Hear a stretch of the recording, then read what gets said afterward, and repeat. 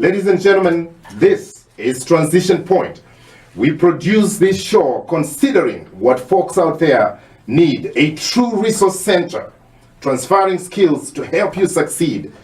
We figure it out, you take the act. There's nothing like experience. We cut across the red tape, bringing you the skills and the experience that you need to succeed in your life. We reduce the clutter and the noise in your life and leave success as a clear target of how to move forward with your life. Our guests serve to confirm our experiences from a single mom and dad who challenged the impossible and achieved their goals to world-class speakers and diplomats, changing lives throughout the Washington, D.C. metro area. This is Dr. Jeff, your host, broadcasting on WOL 1450 every Saturday, 1 to 2 p.m. And also you can catch us up on HD2 on FM radio. Tonight, we have a loaded show. And no one, yes, we are going to the big leagues. And no one can say it better than one of our guests, a special guest we are going to have tonight. We're going to be talking about resumes and how to make sure that your resume looks right and can get you where you need to get to. And like I said, no one can say it better than our special guest here in this show, Miss Lydia Grant of Lydia Grant Radio Show. Thank you for coming and welcome to our studios, Lydia. Thank you, Dr. Jeff. Glad to be here with you. Miss Grant, warm us up and tell us about your background briefly and your education and the jobs you have held. Well, I am born in North Carolina. I call myself the sharecropper's daughter. But I graduated from high school here in Washington, D.C., McKinley High School. And I got married and had 3 children and couldn't afford to go to college, but went later after my children were grown and after I was divorced. And so I went back to Trinity University Weekend College and got my BA degree in May of 2000. What a day that was. Oh, so, yeah, that was. And then in 2005, I got my master's degree from Trinity University. So, so it's new for me. I did a lot of things in my working life prior to going to college, and I was blessed to be able to get 30 experiential learning credits from all the great work I had done over the years when I went to college. You see, that is really the crux of the matter, that going to a good university also allows you to get considered for the credits and the work experience that you have had. And that was great for them. That was very nice of them to give you the credit. And it's good for our listeners to know that you can always request to be evaluated for those credits, for the work experience. In fact, most of the schools I know, as a university campus dean, have known that there are always programs within universities. But you know what? It's yours for the asking. If you do not request it, or you don't associate very well with your dean, and I'm biased because I'm a dean, but you need to ask for information. Information is power. If you don't know it, you lose. And I want to let our listeners know that they can call after the presentation and conversation with Ms. Grant, that they can call in and ask you questions about the resume, 800-450-7876. Again, 800-450-7876. Now, Ms. Grant, let's move along. Hey, Ms. Graham, I want to first be able to say that I am very honored to have you in the studio, because I want to mention how you and I even met, how you came to be in the studio with me. Now, this is almost a laughing matter, but one day I was in a gas station, and you know, it was my day off from work, and Miss Grant, I saw this lady who was you know, parked by the gas station with the hood open. And I was just looking. I didn't know whether she knew what she was doing or not. And then I heard, all of a sudden, I heard a knock on my car window, and I looked over. It is this lady. Apparently, it's the Miss Grant we have here. And she said, gentlemen, can you help me find where the transmission oil stick is, the dipstick? You know, just like my sister, I was honored to go and look for it, because if you read my book, Succeeding in the Face of Challenge, Making Every Action Count, I have that book. I mentioned that I used to work in a gas station in New Jersey, and I know where those sticks are, so it was my privilege. You never know who you help. So I went and looked through the hood, and we found the stick. We checked the oil, and I think whether did we add the oil or it was okay. No, we found out that it didn't have it in the hood. It was underneath. It was underneath. Yes. And then so it needed to go back to probably the dealer. Yes. And then But at least I knew. Yeah, I couldn't check it from the hood. Yes. Because I was looking and couldn't see a thing. Absolutely. Only the regular oil, but not the transmission stick. So yeah, that was nice. So we found out what was supposed to be done, and I think we looked in the book too. So after that, we had a good conversation. We exchanged the pleasantries, and Miss Grand, I asked her, what do you do? We introduced ourselves after going through so much. Yes. And then Dr. Jeff told me he was a dean at Strayer University, and because I'm a speaker, I thought that might be my chance to come and speak at Strayer. So I started to telling him that I'm a speaker. You know, I speak at colleges and universities all over America. I wanted to know, and then he got excited about that.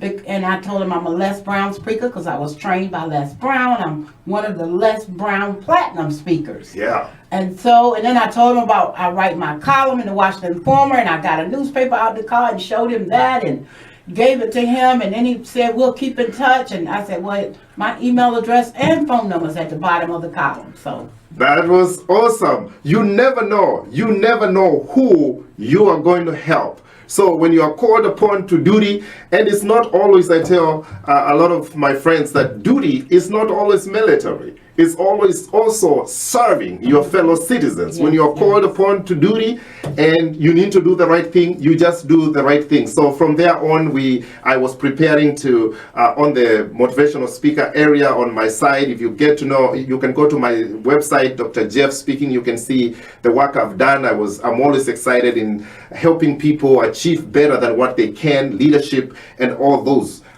Check my website, drjeffspeaking.com, and you can find more about me as well. It's good to know about your host. So that's when it started, and we have had a great relationship. We later hooked up with a great lunch, and she said, if you seem to be a great speaker, motivated, excited, and enthusiastic, we can we can find how we can get you on the radio. And tonight, I'm on the radio. Thank you, Miss Grand. I appreciate you. Yes. So the second part of it, Miss Grant. Yes. You know, you grew up in the South. Yes. How was it growing up as a little black girl in the South in your time? Couldn't always go to school, even though I was an honor student. Sometimes my family would be picking cotton in the fields and watching the school bus go by, especially in the fall, because that was the time of the year that in the 60s when you pick cotton. So it was 9 children in our family, so my father would use everybody that was old enough to drag a bag to pick cotton. That's a large family. To get the family some money. Yes. But then after all the cotton was done, we would go to school and we wouldn't miss any days, and I would catch up and I would be an honor student every year. Wow, congratulations. That's very important because in the South was tough then. Yes. And you had to overcome a lot of challenges, going against the impossible. That's right. And challenging the status quo. Yes, you can make it done. And also, you know, being an honor student, it wasn't just enough to pass. That's right. You went and excessively exceeded the expectation. Congratulations, that's a good role model. And then I knew it was time for me to do what I needed to do. Yes. So it's a whole lot that I've done. I have, while I was going to college, many of you listening may know me. I served as the executive director of the Georgia Avenue Day Parade and Festival. I had my own small business called Critique Career Management Services, and it was located at 7323 Georgia Avenue in D.C. And council member at the time, Charlene Drew Jarvis, was the council member for that ward. Okay. And council member Frank Smith was the council member down by Howard University. Georgia Avenue was the longest commercial corridor in D.C. And Charlene Drew Jarvis was the chair for the Economic Development Committee on the City Council. Yeah. And the purpose of that festival was to promote small business, because at that time there were more black businesses on Georgia Avenue. It's not now, but back in the 80s and early 90s, there were so many small black businesses along Georgia Avenue. Our job was to bring people from all over the area to Georgia Avenue. Okay, and the thing was called Shop Georgia Avenue. It's Shop on Georgia the move. Avenue. Okay. I never will forget that. And the logo was a little green tree. Okay. So me and my sisters worked every year to change that festival from a small, and I'm getting to how I started doing resumes, to a small festival with less than 100,000 people to over 100,000. And it became a household word. But the main reason I opened my company, Critique Career Management Services, was because I went to Children's Hospital in Oakland, California when I was married. I was the person responsible for all the nurses that came to get hired. I was so good at reviewing and bringing the group together for interviews that... And that brings us to our next topic, because we're going to tackle that topic as a separate question right now. Okay. And first of all, before we go, we move over to that topic, which is very special. Now, tell us, help the listeners, our listeners, what it takes to prepare a great resume. Critique it for me, cut the red tape, and bring down that barrier. Well, the first thing I want to say to people about a resume is you don't just do a resume because you feel like it. You're doing a resume because you want a job. And so it's like a political campaign. Nobody knows you, and there are millions of people out there looking for jobs. And one of the most important things that I like to tell people that would come to my company to get a resume is you need to do a job campaign. What is a job campaign, Ms. Grant? The same as a political campaign. You have to make somebody know you exist. And then another very important point, if you're taking notes, 80% of most jobs are unpublished. When you go to the Washington Post and when you look online and all these places, everybody else is doing that too.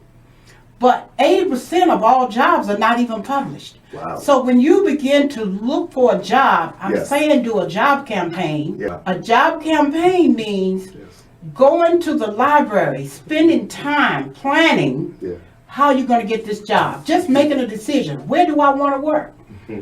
Do I want to work for, if I'm living in Detroit, for example, do I want to work for Ford Motor Company or General Motors? Or if I'm in DC, do I want to work for Verizon? Do I want to work for a food store, Safeway?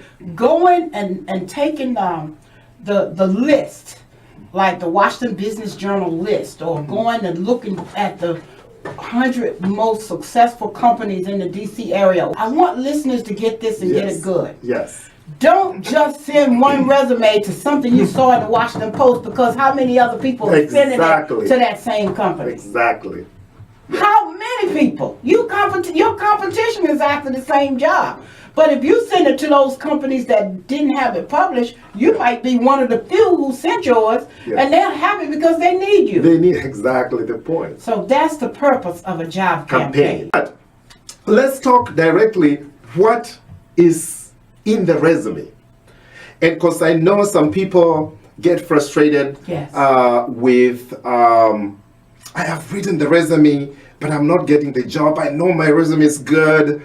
Where is in the disconnect? Because I think I have a good resume, but the jobs are not coming through, and they get frustrated, and this can go on for a while. So what should be in the resume? What you should do is look at some job descriptions about the kind of work that you need to do, especially nowadays on the internet.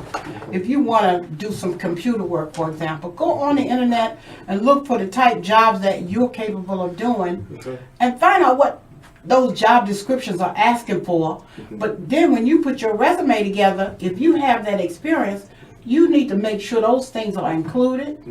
Then some things that maybe you haven't done, if it's required in that resume, you should say, I'm capable of doing. Capabilities. I like that. No, don't lie. Capabilities. Do Just not say lie. capabilities. But the point is, Yes. they may call you because you said something that they needed to hear. They